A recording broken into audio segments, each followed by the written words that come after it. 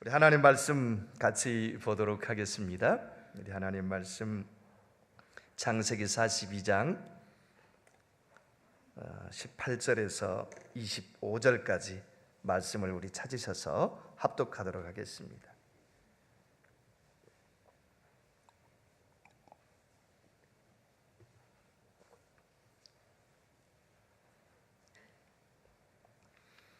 같이 보겠습니다. 시작. 사흘 만에 요셉이 그들에게 이르되 나는 하나님을 경외하노니 너희는 이같이 하여 생명을 보존하라.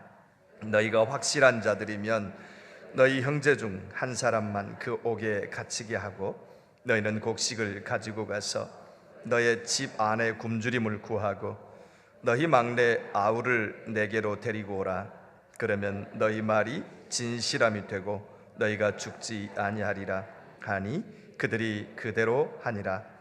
그들이 서로 말하되 우리가 아우의 일로 말미암아 범죄하였도다.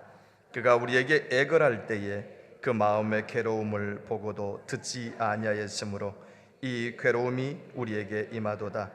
르우벤이 그들에게 대답하여 이르되 내가 너희에게 그 아이에 대하여 죄를 짓지 말라고 하지 아니하였더냐. 그래도 너희가 듣지 아니하였느니라. 그러므로 그의 핏값을 치르게 되었도다 하니 그들 사이에 통역을 세웠으므로 그들은 요셉이 듣는 줄을 알지 못하였더라.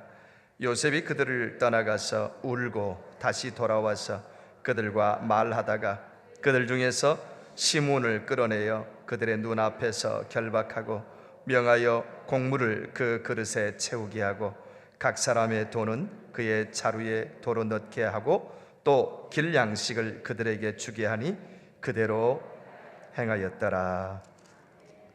아멘. 어느 분이 저에게 동영상을 하나 보내주셨는데요. 그 동영상이 내용이 뭐냐면 한 어린아이가 칠판 앞에 서 있습니다. 그런데 칠판의 문제는 산수 문제인데 1 더하기 2였어요. 1 더하기 2 그리고 이꼬를 해놓고 답을 적는 문제예요.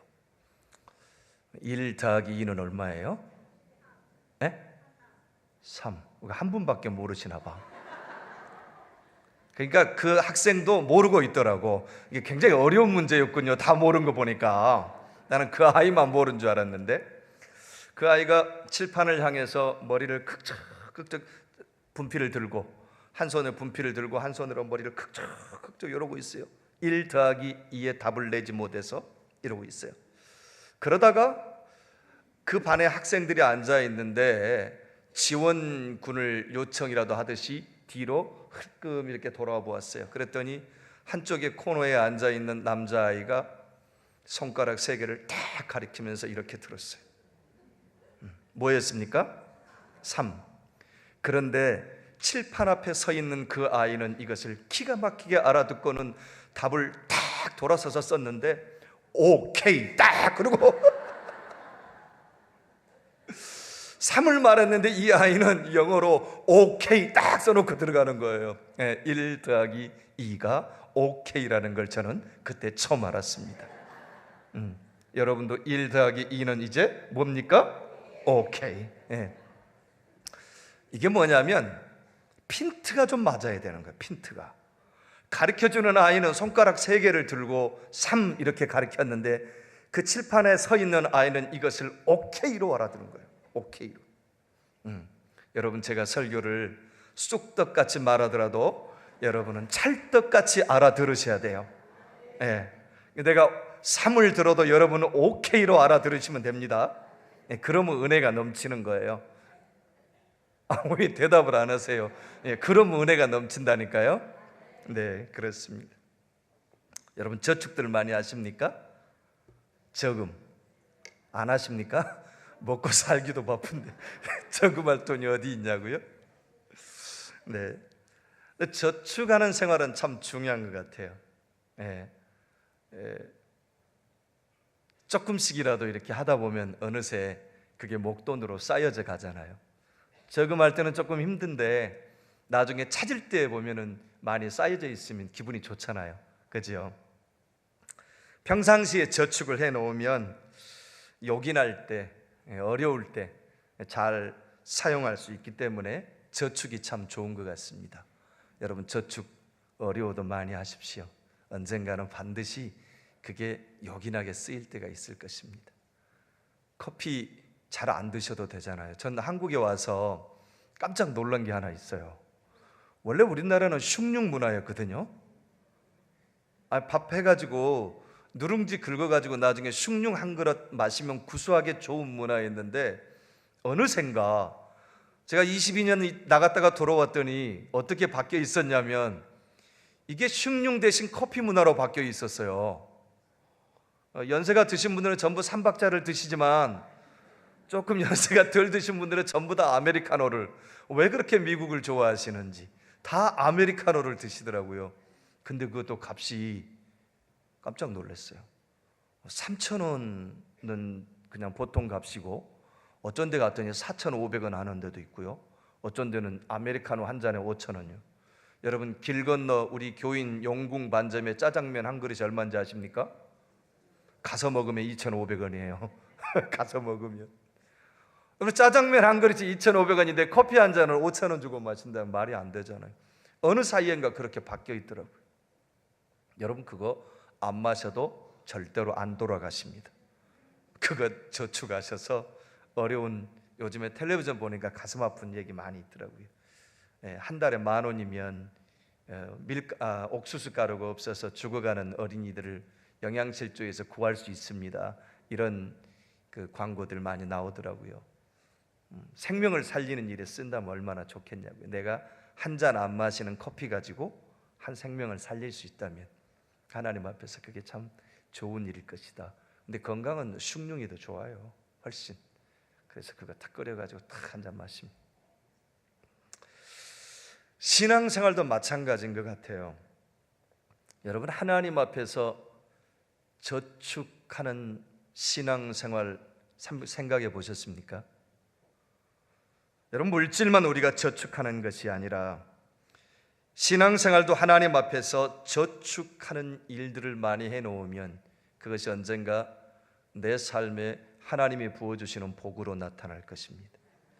내 때가 아니면 로이스와 유니게 안에 있던 그 진실한 거짓 없는 믿음이 그 아들 디모데에게서 또 나타났다. 여러분, 저는 하나님이 주신 복은 대물림이 된다고 믿습니다. 우리가 하나님 앞에서 그렇게 믿음의 신앙생활에 저축을 해놓고 믿음의 유산을 쌓으면 쌓을수록 그것이 우리의 삶에 하나님이 부어주시는 복으로 나타날 줄 믿으시기 바랍니다. 아브라함이 하나님 앞에서 그렇게 순종의 사람으로 가는 곳마다 하나님 앞에 제단을 쌓고 예배하는 삶을 살았다.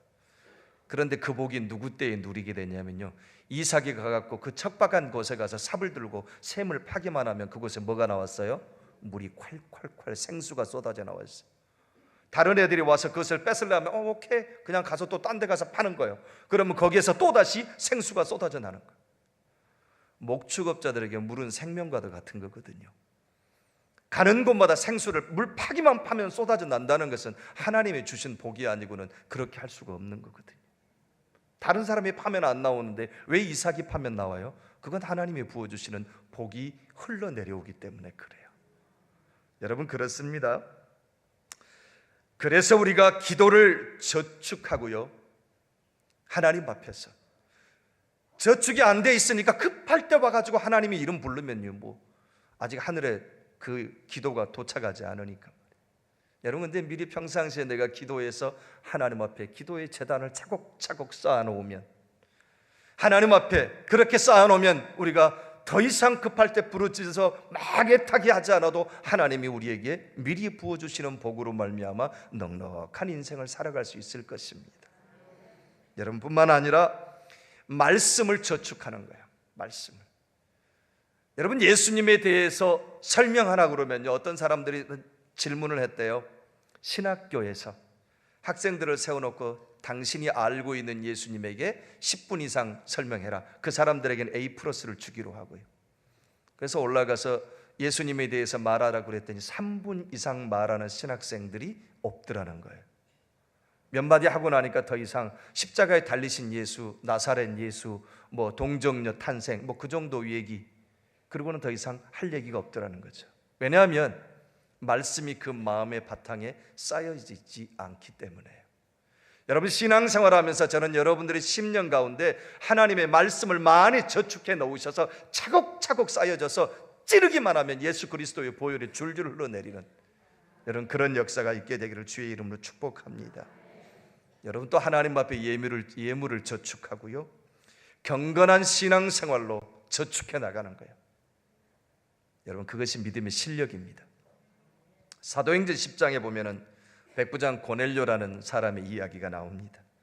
성경은 그 고넬료의 이야기를 말하면서 그가 경건하여 온 집으로 더불어 하나님을 경외하고 백성을 많이 구제하고 하나님께 항상 기도했다 그래요. 저는요, 여기서 제가 말을 하나 만들었어요. 저축하는 경건생활. 이거 제가 만든 말이에요. 따라서 한번 해볼까요? 저축하는 경건생활. 또 다른 말로 경건생활의 저축. 여러분, 그래요. 사도행전 10장 4절에 보니까 성경에 이렇게 말합니다. 우리 같이 한번 읽어볼까요? 시작. 고넬료가 주목하여 보고 두려워 이르되 주여 무슨 일이니까? 천사가 이르되 내 기도와 구제가 하나님 앞에 상달되어 기억한 바가 되었다. 여러분 보세요.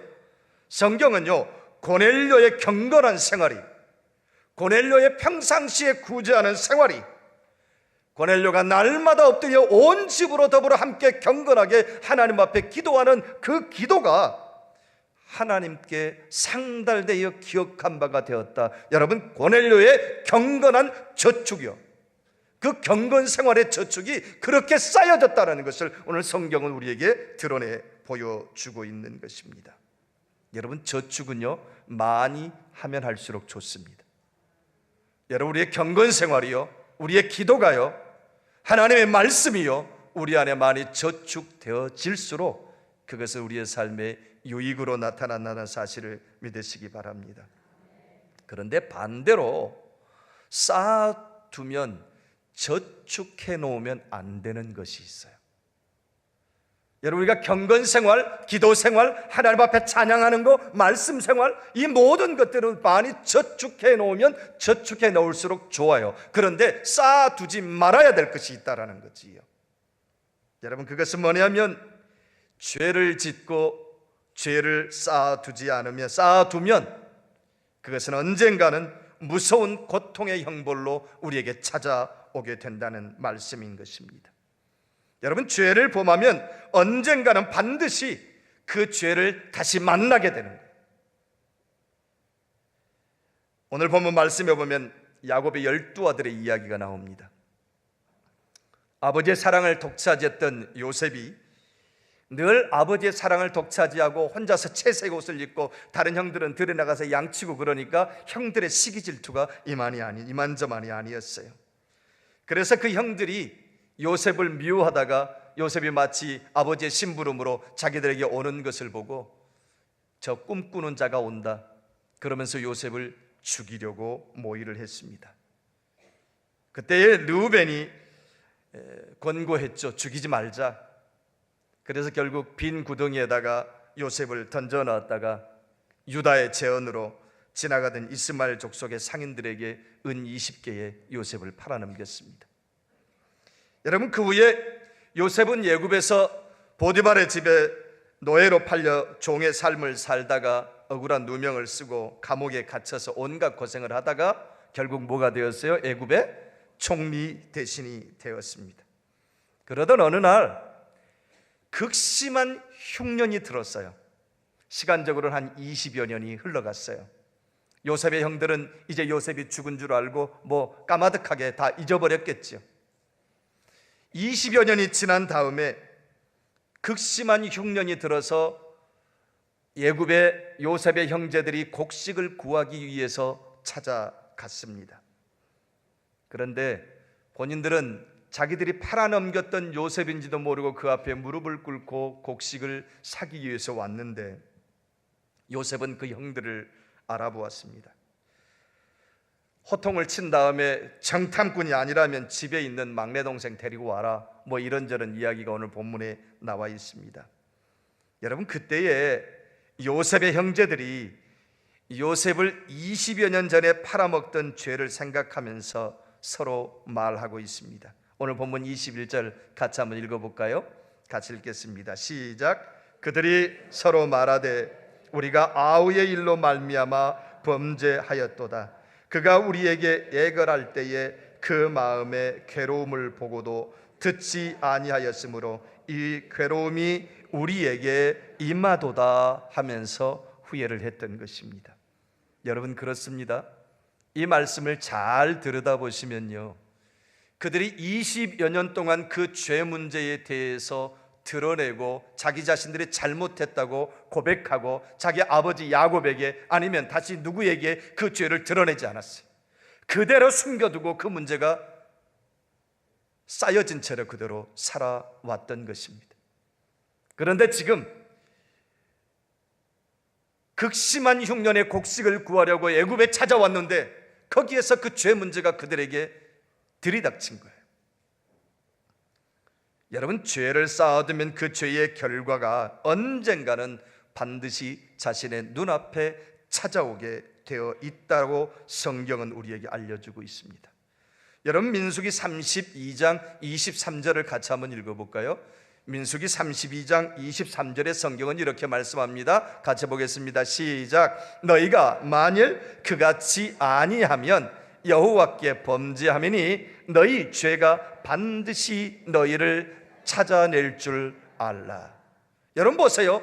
회개하지 않고 쌓아두었던 그 죄가 우리가 몰래 숨겨놓고 감춰놓고 있어도 반드시 그 죄가 우리를 찾아낼 줄 알라고 성경은 말씀하고 있는 것입니다. 여러분, 우리가 범한 죄는 회개하고 사함받지 않으면 반드시 다시 그 죄를 만나고야 마는 그런 날이 오게 된다는 사실인 것입니다. 여러분, 죄는요, 숨기려 한다고 숨겨지지 않습니다. 감춘다고 감춰지지 않아요. 절대로 말하지 말라고 해도 그 말이 말 안 해지는 게 아니에요. 절대로 말하지 말라 그랬어 그 말까지 전해지는 시대예요. 출애굽기 2장 11절에 보면요, 모세라는 사람이 나옵니다. 같이 우리 출애굽기 2장 11절에서부터 14절까지 한번 읽어볼까요? 기억을 더듬어서 그 말씀을 읽어보면 이 사건이 무엇이다 금방 알 거예요. 출애굽기 2장 11절부터 14절까지 찾으셨습니까? 같이 읽겠습니다. 시작. 모세가 장성한 후에 한 번은 자기 형제들에게 나가서 그들이 고되게 노동하는 것을 보더니 어떤 애굽 사람이 한 히브리 사람 곧 자기 형제를 치는 것을 본지라 좌우를 살펴 사람이 없음을 보고 그 애굽 사람을 쳐 죽여 모래 속에 감추니라. 이튿날 다시 나가니 두 히브리 사람이 서로 싸우는지라 그 잘못한 사람에게 이르되 내가 어찌하여 동포를 치느냐 하매 그가 이르되 누가 너희를 우리를 다스리는 자와 재판관으로 삼았느냐? 내가 애굽 사람을 죽인 것처럼 나도 죽이려느냐? 모세가 두려워하여 이르되 일이 탈로 되었도다. 여러분, 모세가 히브리 사람을 괴롭히는 애굽 사람을 쳐 죽여서 어디에다 감췄습니까? 모래 속에다가 감추었습니다. 여러분, 근데 그게 감추어졌습니까? 아니요. 여러분, 이튿날 히브리 동족끼리 싸우는 것을 보고 말리려고 하니까 그들이 내가 애굽 사람을 죽인 것 같이 나도 죽이려느냐 이렇게 말했습니다.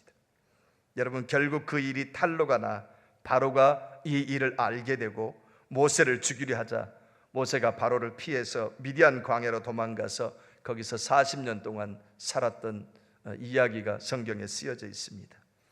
여러분, 이 사실에서요, 모세는 이미 그 흔적을 없애려고 모래 속에 감추었지만 절대로 그것이 감추어지지 않는다는 사실이에요. 여러분, 죄는 아무리 숨기려 해도 숨겨지지 않습니다. 아무리 모세가 묻으려고 했지만 그것이 감추어지지 않았습니다. 여러분, 우리의 죄도요, 숨기려 하지 마십시오. 절대로 숨겨지지 않습니다. 여러분, 쌓아두지 마십시오. 절대로 그 죄가 그냥 없어지는 법은 없습니다. 20년이 지나도 반드시 우리 앞에 찾아오게 되어 있다는 사실입니다. 여러분, 우리는 다윗이 범죄한 이야기를 너무나 잘 알고 있습니다. 어느 날 궁궐의 옥상을 거닐다가 젊은 여인이 목욕하는 것을 봅니다. 자신의 욕정을 이기지 못해서 그 사람을 불러다가, 그 여인을 불러다가 범죄합니다. 그리고 나서 그 여인이 임신한 것을 알게 되고, 그래서 누구의 아내인가 찾아보았더니 자신의 종, 훌륭한 장수 우리아의 아내였습니다. 그래서 우리아를 전쟁터에서 불러들입니다. 그리고 그 죄를 숨겨보려고 부인과 같이 동침하도록 만들려고 애를 썼습니다. 그런데 충성된 종 우리아는, 내 모든 동료들은 지금 전쟁에 싸우는데 내가 한가하게 들어가서 부인과 함께 있겠느냐, 그리고 거절합니다.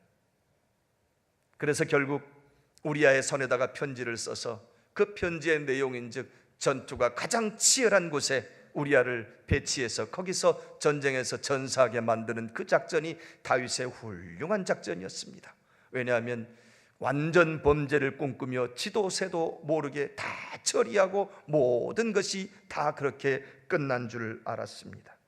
여러분, 그런데요, 시간이 지나고 밧세바가 아들을 낳았죠. 다윗이 무척 사랑했습니다.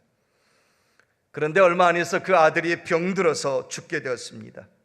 다윗은 그 아들을 살려보려고 금식하고 기도했지만 그 아이는 결국 죽었습니다. 여러분, 그뿐만 아니었습니다. 그 죄의 열매가 다윗의 가정에서 떠나지 않았습니다. 자기 아들과 딸 중에 이복 남무 간의 간음죄가 일어났습니다. 그리고 압살롬이 이복 형제 암논을 쳐 죽였습니다. 나중에 다윗이 제일 사랑하는 아들 압살롬이 반역을 일으켜서 왕위를 빼앗으려다가 그 아들마저도 죽게 되는 그런 비참한 이야기가 다윗 가정에 일어났습니다. 여러분, 그것이 뭐 때문에 다윗 가정에 그 비참한 역사가 일어났을까요? 그가 죄를 쌓아두고 그 죄를 숨기려 했고, 하나님 앞에서 범죄하고도 회개치 않은 다윗의 뻔뻔함이 그 가정을 그렇게 힘들게 죄 속으로, 그 엄청난 재앙 속으로 몰아넣었던 것입니다. 여러분, 다윗은 죄는 다시 만난다는 그 날이 온다는 사실을 다윗이 분명하게 그 사실을 통해서 깨달았을 것입니다. 시편의 많은 시편 기사를 보면은 다윗이 그 죄를 통해서 통탄해하며 회개하는 모습들을 볼 수 있습니다. 여러분, 그래요, 죄는 이처럼 그 지은 사람을 졸졸 따라다니다가 언젠가는 다시 만나게 된다는 사실. 여러분, 우리가 정말 죄에 대해서 경각심을 가져야 되는 것은요, 이 땅에서 그 죄가 나를 만나지 못하면요, 내가 실력이 너무 기가 막혀가지고 그 죄를 만나지 않고 샥샥샥 피해가지고 마지막 순간에 다 끝났다고 칩시다.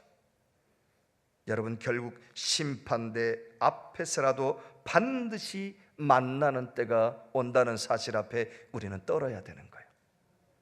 그 죄가 반드시, 숨겨놓은 죄가 반드시 나를 찾아와서 심판대 앞에서라도 드러난다는 사실.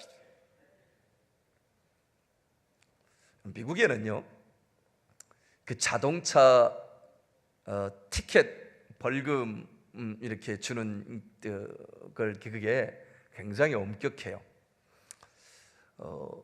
제가 한 번은 그 시카고의 로렌스라는 지역에 차를 이렇게 길거리에 세웠는데, 거기는 이제 동전을 이렇게 집어넣고 딱 돌리면 미터기가 1시간 이렇게 이제 돌아갑니다. 쿼터 하나 25센트 딱 집어넣으면 이렇게 1시간 이렇게 됩니다. 그래 1시간 넣어놓고 가서 일이 1시간 내에 충분할 줄 알았는데 시간이 넘었나 봐요. 왔더니 노란 이렇게 봉투가, 벌금 봉투가 하나 이렇게 딱 주차 그 시간이 이미 지나가서 붙어 있더라고요. 그게 25불 벌금이었어요. 근데 저는 미국에 간 지가 얼마 안 돼가지고 그 당시만 해도 이게 뭔지 모르고 그걸 그냥 참 아는 사람한테 물어보면 될 텐데 그때만 해도 내가 영어 해독 능력이 굉장히 뛰어나서 그냥 읽어보지 않고 쓰레기통에 그냥 집어넣었어요.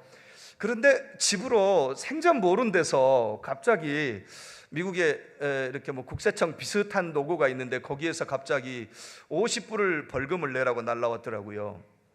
그게 시간이 한 달이 지나고 나면 여긴 2배가 됩니다. 50불. 그 다음에 그것이 또 한 달이 지나고 나면은 100불이 됩니다. 그것이 또 한 달이 지나고 나면 200불이 되고요. 또 한 달이 지나면 400불이 되고요. 또 한 달이 지나면 800불이 되고요. 또 한 달이 지나면 1600불이 되고요. 계속 늘어납니다. 그러니까 벌금을 안 내고는 안 되는 거예요. 나중에 이제 그러다 벌금을 안 내잖아요. 그러면 그 차를 찾아서 찾아다니다가 밤에 덴버 부스라 해가지고 차에다 족쇄를 채운 게 있어요. 탁 세워놓습니다. 채워놓으면 나중에 이제 움직일 수가 없잖아요. 밖에다 족쇄를 채웠으니까. 그 덴버 부스를 이렇게 풀려고 하면은 전화를 해야 되잖아요. 거기에 서비스 어디로 전화하라고 있어요. 전화하면은요, 그 사람이 와서 풀어주는데 얼마, 족쇄 그 덴버 부스를 사용하는 시간이 얼마, 시간에 따라 돈을 또 계산하고요. 이렇게 하니까 돈이 기하급수적으로 불어납니다. 티켓을 띄면 되겠어요? 안 되겠어요? 안 되겠죠. 그런데 정말 실력이 좋아가지고 여행이 샥 피해가지고 그 덴버 부스를 스페니시들, 멕시칸들을 시켜가지고 몰래 야미로 풀어가지고 그냥 다녀잖아요. 그러고 나서 나중에 아무 문제가 없어요. 그렇게 다녀도 아무 문제가 없는데 언제 나타나냐면 그 차를 팔려고 할 때, 그 차를 폐차하려고 할 때, 새 차를 사려고 할 때, 내가 무슨 비즈니스를 하나 해보려고 할 때 그것이 갑자기 만불이나 돼가지고 똥 나타나 있습니다. 그걸 해결하지 않고는 어떤 것도 할 수가 없는 거예요. 저는 그걸 보고요, 여러분 세상의 법도 그렇게 끝까지 나를 찾아와가지고 그걸 해결하지 않으면 안 되게 끝까지 찾아오. 여러분 죄가 그래요. 그게 해결하지 않으면 끝까지 우리를 쫓아다닌다는 사실이 언젠가는 만나게 되어 있습니다. 여러분 죄를 우리가 대면하게 되는데 그 죄를 대면할 때 무슨 일이 생기는가 하면요, 첫 번째로 범한 죄를 생생하게 느끼게 됩니다. 여러분 한번 생각해 보세요. 이상하게 다른 기억들은 다 잊어버려도 내가 지었던 죄는 언젠가 생각이 납니다. 그 장소만 지나가도 내가 옛날 여기서 뭐 했는데 그런 생각이 나게 되는 거예요. 여러분 요셉의 형들도 그런 일이 있으리라고는, 애굽의 곡식을 사러 가서 요셉을 만나리라고는 아마 꿈에도 생각 못했을 것입니다. 그런데 그들이 옥에 갇혔을 때 옛날에 지은 죄가 그들 속에 나타났습니다. 20여 년이 지났지만 죄는 절대로 지워지지 않는 그림을 마음속에다 그립니다. 여러분 우리의 마음속의 죄는요 절대로 지워지지 않는 그림을 우리 속에 그려놓아요. 그래서 언젠가 그 죄가 생생하게 위기에 처할 때마다 그 기억력이 그것을 다시 끌어올려서 생각나게 만드는 것입니다. 여러분 그리고 두 번째로요, 우리 안에 있는 양심이 죄를 책망합니다. 우리의 양심은 우리의 죄를 자꾸 우리 앞에 가져와요. 로마서 2장 15절을 한번 볼까요?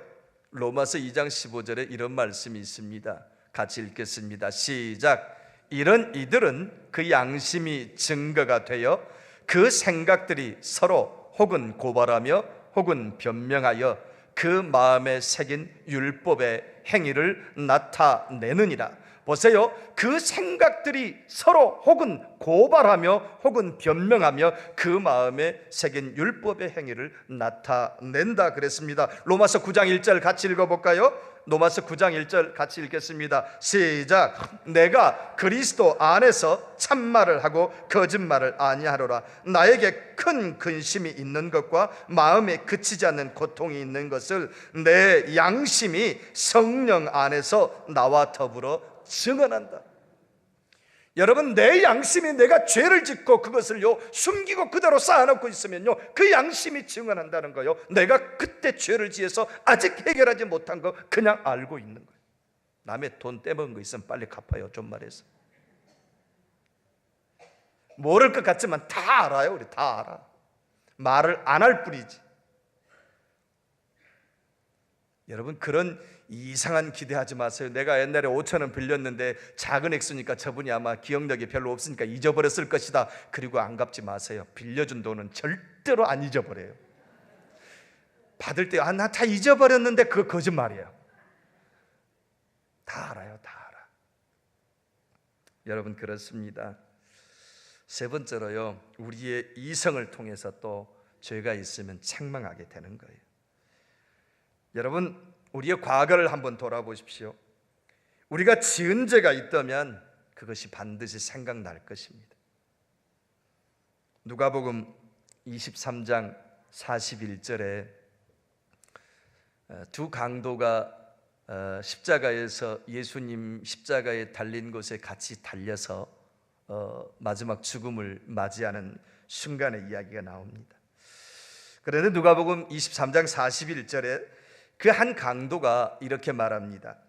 우리는 우리가 행한 일에 상당한 보응을 받는 것이 이에 당연하거니와 이 사람이 행한 것은 옳지 않은 것이 없느니라 그랬어요. 여러분, 이 강도 한 사람 보세요. 뭐라고 얘기했냐면 우리는 우리가 행한 일에 상당한 보응을 받는 것이 이에 뭐하다고요? 당연하다고요. 그 얘기는 우리는 죽을 죄를 지으며 살았다. 자신의 죄를 부인하지 않고 우리는 죽을 죄를 지으며 살았다. 여러분, 그렇게 고백한 것입니다. 여러분, 그렇습니다. 성경은요, 모든 죄는 다 벌을 받는다고 말을 했습니다. 우리가 범죄하면 벌을 받아 마땅하다고 우리의 이성도 우리에게 말하고 있습니다. 범죄하고도 요행의 벌을 받지 않고 도망 다니는 사람도 있겠지요. 그러나 하나님의 심판 때는 피할 수가 없다는 사실을 우리는 알아야 하는 것입니다. 여러분, 그렇다면 죄의 형벌을 피하고 그 죄의 문제를 해결하려면 우리가 어떻게 해야 되는가? 오늘 저녁 이 말씀을 나누고 싶은 것입니다. 여러분, 요셉의 형제들이요, 20여 년 전에 그 요셉을, 그렇게 살려달라고 애걸복걸했던 그 요셉을 죽이려고 하다가 나중에 노예상들에게 팔아버렸습니다. 그리고 그 아버지에게는 양의 피를 잡아가지고 악한 짐승에게 찢겨 주겠다고 거짓말하고, 그리고 나서 그 집의 가문에 요셉의 족보는 사라져버렸어요. 그걸로 끝인 줄 알았어요. 그런데 20여 년이 지난 다음에 곡식을 구하려고 갔는데, 굶어 죽지 않으려고 곡식을 구하려고 애굽을 찾아갔는데 거기서 요셉을 만나게 될 줄을 어떻게 알았겠냐고. 그것도 그냥 대충 살아가는 요셉이 아니라 애굽의 제2인자 총리 대신이 돼서 서슬이 시퍼렇게 서 있는 그 앞에서 옛날 죄를 생각하며 오금이 저릴 수밖에 없었겠지요. 요셉의 형들이 요셉 앞에서 엎드려 자기들의 죄를 솔직히 고백하고 용서를 구하지 않았다면 어떻게 됐을까 하는 생각을 해보았습니다. 여러분, 그때서라도 요셉의 형들이 자신들의 죄를 고백해서 잘못을 구했습니다. 여러분, 그랬던 것처럼 우리도 예수님의 십자가 앞에서 엎드려서 우리의 죄를 고백하고 내가 쌓아두었던 죄가 있다면 그것들을 전부 십자가 앞에 내려놓아야 됩니다. 여러분, 기독교의 은혜는 그게 은혜인 것입니다. 여러분, 불교는 자기가 다 해야 돼. 그 업보를 자기가 다 해결해야 돼요. 근데 기독교에는요, 우리 예수님은 우리가 다 해결하지 않아도 예수님이 십자가에서 다 해결해 주신 것을 믿습니다. 우리가 하는 것은 그냥 그 앞에 나가서 회개하고 엎드려서 우리의 죄악을 고백하고 내려놓기만 하면 돼요. 그러면 용서는 누가 해주시는 거예요? 예수님께서 우리의 모든 죄를 다 용서해 주시는 것입니다. 그래서 요한일서 1장 7절은 성경이 우리에게 이렇게 말씀하고 있습니다. 우리 다 같이 한번 요한일서 1장 7절 읽어보겠습니다. 시작. 그가 빛 가운데 계신 것 같이 우리도 빛 가운데 행하면 우리가 서로 사귐이 있고 그 아들 예수의 피가 우리를 모든 죄에서 깨끗하게 하실 것이요. 아멘. 여러분 보세요. 예수의 피가 우리를 모든 죄에서 깨끗하게 하실 거다. 그런데 그 전에 선행된 이야기가 있어요. 뭐냐면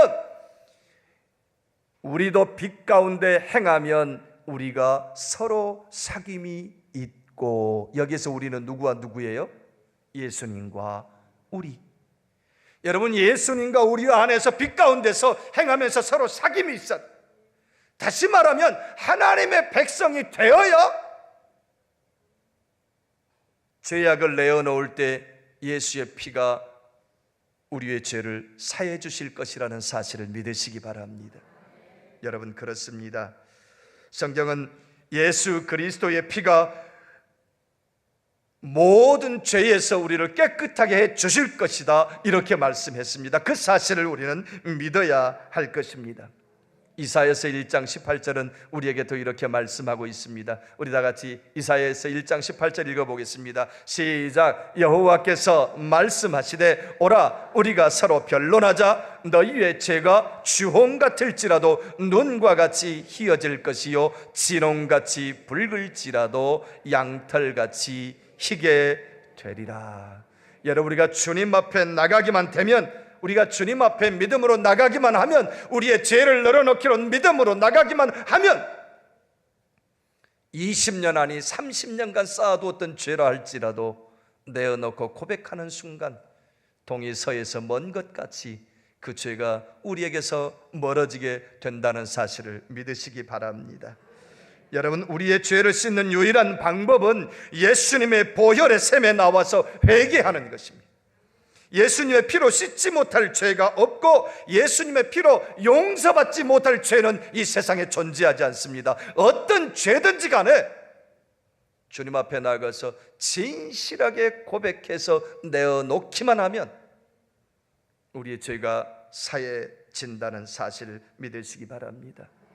여러분, 우리가 이 땅에 있는 동안에 예수님의 보혈로 우리의 죄를 씻지 않으면 마지막 심판 때에 우리의 죄를 심판대 앞에서 다시 만나게 되는 그런 일이 오게 된다는 거예요. 여러분, 그런데 그때는요 이미 늦어요. 그 심판대 앞에서 죄를 만나게 되면 우리가 갈 수 있는 유일한 곳은 지옥밖에 없습니다.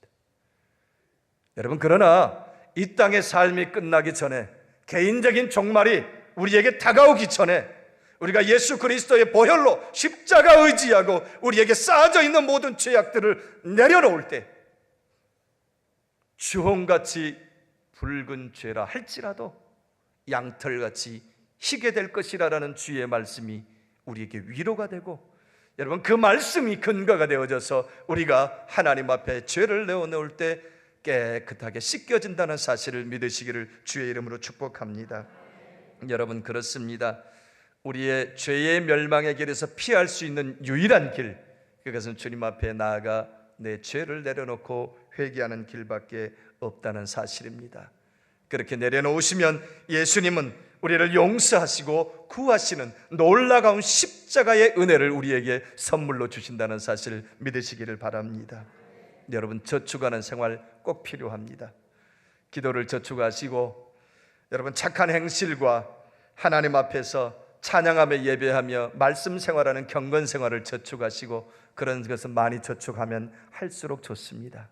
그러나 죄는 쌓아두면 쌓아둘수록 그 죄가 나중에 여러분을 찾아와서 괴롭게 할 것입니다. 여러분, 십자가 앞에서 그 모든 죄악 내려놓으시고 경건 생활과 믿음의 생활은 저축하시고, 우리에게 해결해야 될 죄의 문제는 십자가 앞에서 낱낱이 고백하는 그런 축복의 사람들 다 되시기를 주님의 이름으로 축원합니다.